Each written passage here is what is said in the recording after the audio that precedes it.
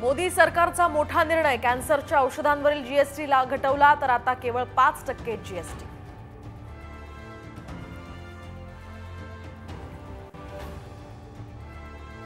दिल्लीतील संशयित रुग्णाला मंकीपॉक्सची लागण झाल्याचं स्पष्ट, आरोग्य यंत्रणा आता अलर्टवर।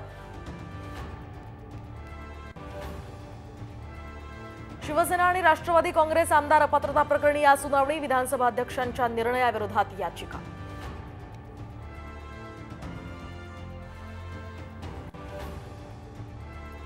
विधानसभेमध्ये अजितदादांचा पक्ष स्वतंत्र लढणार, जयंत पाटलांचा दावा, अजित पवारांमुळे भाजपची विश्वासार्हता घटल्यामुळे निवडणुकीनंतर दादांसोबत युती करणार, पाटलांचं विधान।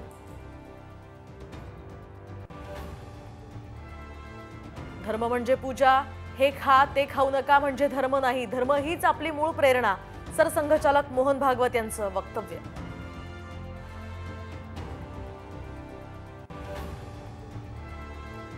आयफोन 16 जगभरात लॉन्च, नव्या सिरीजमध्ये एआयचा वापर, आता जुन्या आयफोन सिरीजचे आयफोन होणार स्वस्त।